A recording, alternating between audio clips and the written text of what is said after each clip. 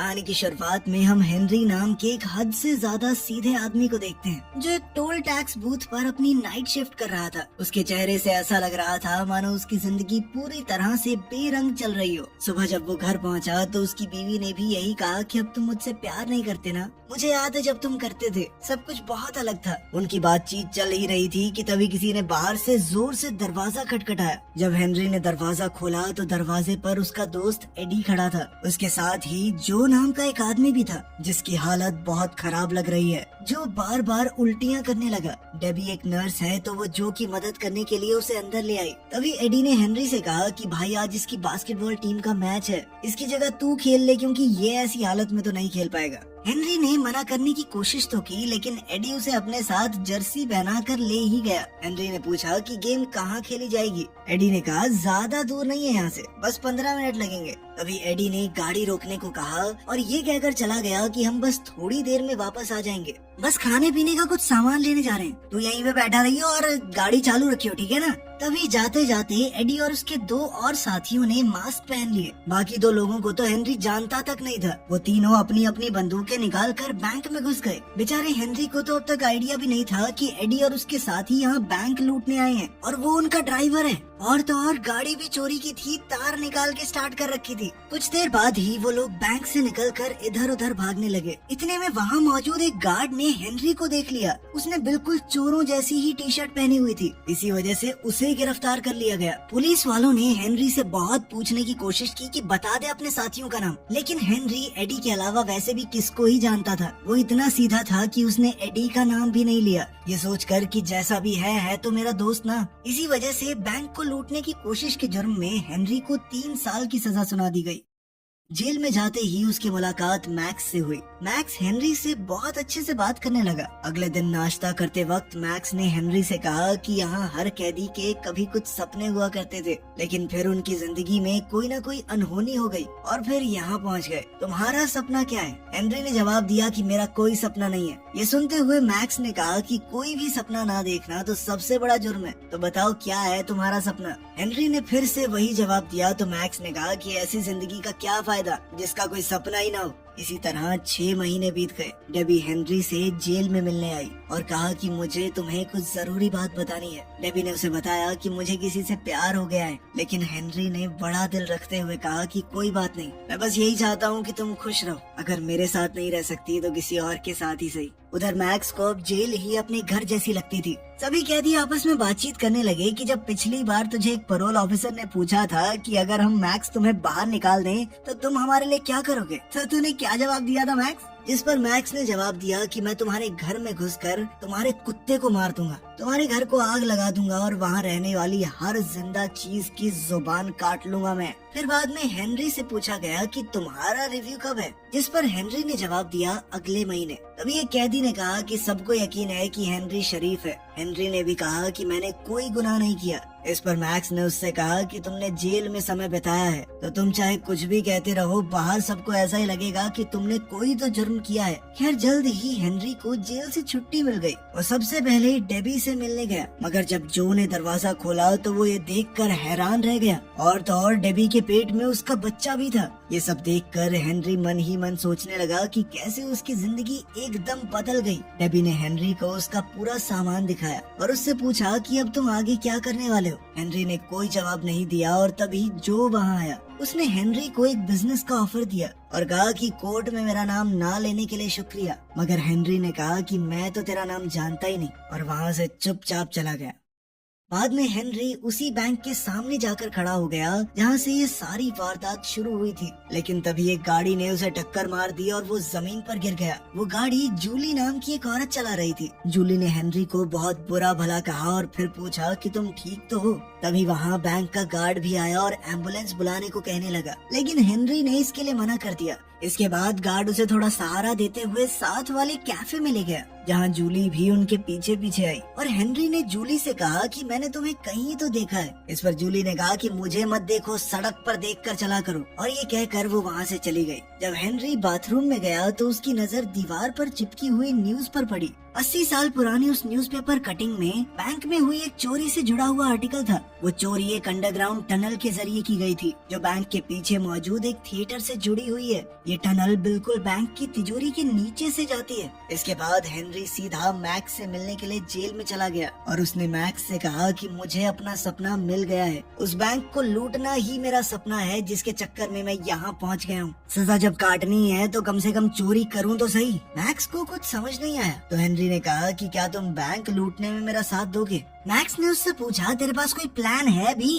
कि ऐसे ही हवा में चला हुआ है तू? जिस पर हेनरी ने कहा कि तुम चिंता मत करो, एकदम टॉप क्लास प्लान है मेरे पास। ये सब होने के बाद हेनरी थिएटर में चला गया और वहीं जूली भी अपने नाटक की रिहर्सल कर रही थी। जूली को नाटक करते समय उसका डायरेक्टर काफी डांटने लगा और कहने लगा कि तुमसे नहीं हो पाएगा ये सब। जिसके बाद जूली गुस्से में कॉफी पीने चली गई। जाते जाते उसने हेनरी से कहा कि कहीं तुम मेरा पीछा तो नहीं कर रहे। हेनरी ने मना कर दिया और उसके पीछे कॉफी शॉप तक चला गया। वहाँ कॉफी पीते पीते हेनरी जूलिया की एक्टिंग की तारीफ करने लगा। तभी जूली ने हेनरी से कहा कि उस एक्सीडेंट की कंप्लेंट ना करने के लिए थैंक्स। और दूसरी तरफ जेल में मैक्स ने भी पैरोल अप्लाई कर दिया। कुछ सवाल पूछे जाने के बाद उसे भी छुट्टी दे दी गई। हेनरी ने मैक्स को पहले ही समझा दिया था कि ऑफिसर्स के सामने कैसे पेश आना है। जब हेनरी उसे जेल के बाहर लेने आया तो मैक्स उससे पूछने लगा कि तुम्हारी गाड़ी कहाँ है। हेनरी ने कहा कि मेरे पास गाड़ी नहीं है। दरअसल हेनरी पैदल ही मैक्स को लेने आ गया था। इस पर मैक्स भड़क गया कि किस पागल के चक्कर में बाहर आ गया मैं।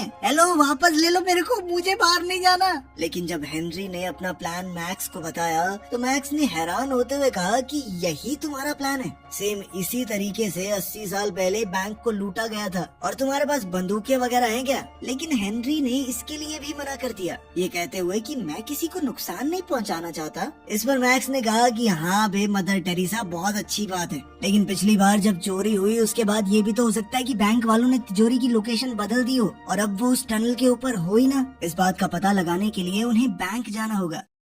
बैंक में जाकर वो वहाँ के असिस्टेंट मैनेजर से मिले। उन्हें अंदर जाते हुए बैंक के गार्ड ने बहुत ध्यान से देखा। मैक्स ने बैंक के असिस्टेंट मैनेजर से बातचीत करते हुए बड़ी ही चालाकी से ये बात कंफर्म कर ली कि जब से बैंक को बनाया गया है तब से उसकी तिजोरी को कभी भी अपनी जगह से हिलाया नहीं गया। उसने ये सब इतनी चालाकी से किया कि मैनेजर को घंटा शक नहीं हुआ, लेकिन गार्ड की नजर अब भी उनके ऊपर थी। इसके बाद दोनों उस टनल की जाँच करने के लिए थिएटर में गए। वहाँ जूलिया हेनरी को फिर से देखकर हैरान हो गई और इस बार तो मैक्स भी उसके साथ था। लेकिन तभी मैक्स बोल पड़ा कि जब मैं जवान था तो मैंने यहाँ बहुत सारे प्लेस किए हैं, मैं हेनरी को यही दिखाने यहाँ लाया हूँ। आपको कोई एतराज तो नहीं अगर मैं थिएटर को अंदर से देख लूँ? अंदर जाते हुए जूली ने मैक्स से पूछा कि वो कौन कौन से नाटक यहाँ कर चुके हैं, तो मैक्स ने सीधा शेक्सपियर का नाम ले दिया। फिर मैक्स ने कहा कि मेरी यहाँ बहुत सी यादें हैं, तो मैं थिएटर का कोना कोना देखना चाहता हूँ, जिसके लिए मैक्स को परमिशन मिल भी गई। मैक्स के जाते ही जूली ने हेनरी से पूछा कि ये तुम्हारे पिता हैं क्या?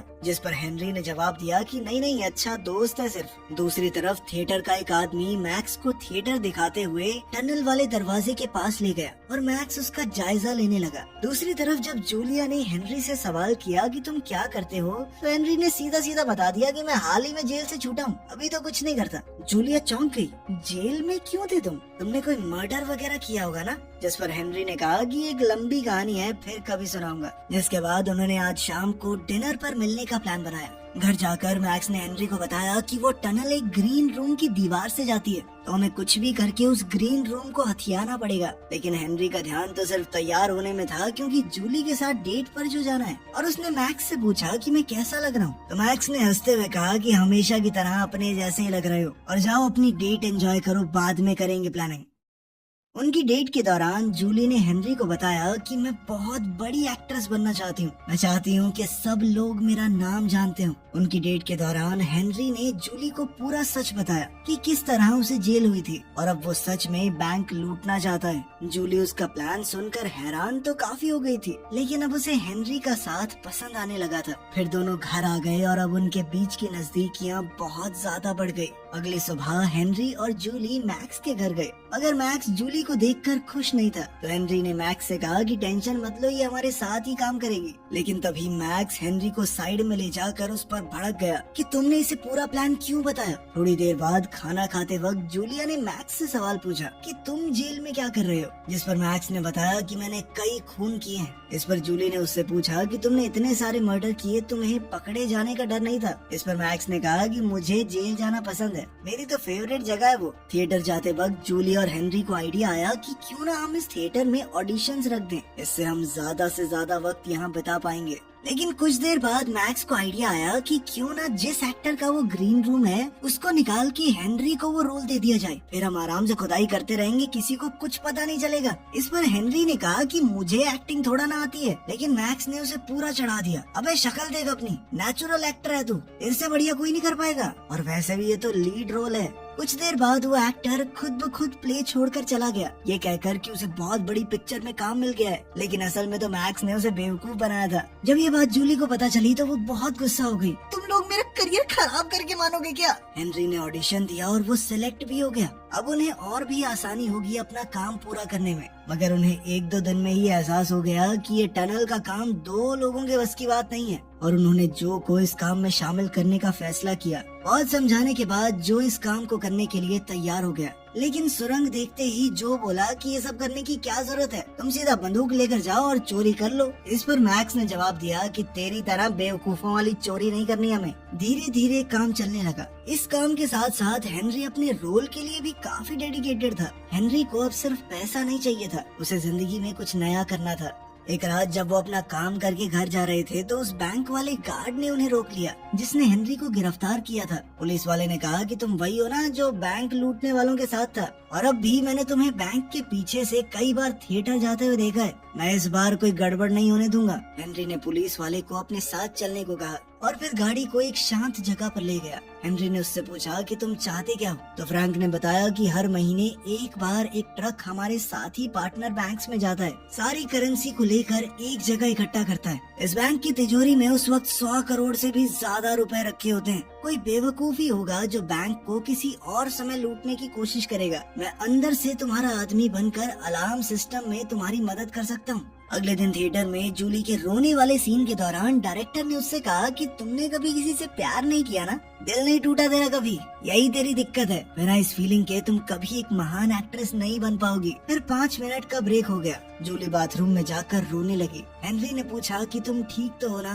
तभी जूली फूट फूट कर रोने लगी। उसने कहा कि हाँ, नहीं हुआ मुझे कभी किसी से प्यार, क्या करूँ मैं, लेकिन एक्ट्रेस तो मुझे बनना है ना। इस पर हेनरी ने कहा कि तुम प्यार करती हो मुझसे, बस तुम्हें भी पता नहीं है, और मुझे यकीन है कि तुम बहुत बड़ी एक्ट्रेस बनोगी। फिर दोनों ने आगे बढ़कर एक दूसरे को चूम लिया। रात को मैक्स और हेनरी चोरी का प्लान तैयार कर रहे थे, तभी दरवाजे पर नॉक हुआ। हेनरी ने जैसे ही दरवाजा खोला तो उसने देखा कि जो और एडी खड़े थे। जो को देखकर ऐसा लग रहा था मानो उसकी छिताई की गई हो। तभी एडी ने हेनरी से कहा कि जो ने मुझे सब कुछ बता दिया है और अब मैं भी तुम्हारे प्लान में शामिल हूँ। लेकिन मैक्स को एडी बिल्कुल पसंद नहीं आया। उसने हेनरी से पूछा कौन है नमूना। एडी कहने लगा कि मुझे सब कुछ पता है, इसीलिए अब तुम्हारे पास कोई चारा नहीं है। मैक्स ने दोबारा पूछा कि कोई मुझे बताएगा ये उल्लू का पट्टा है कौन। लेकिन एडी तिल मिलाकर कहने लगा कि मैं इस प्लान में अंदर हूँ और तू बाहर बुड्ढे।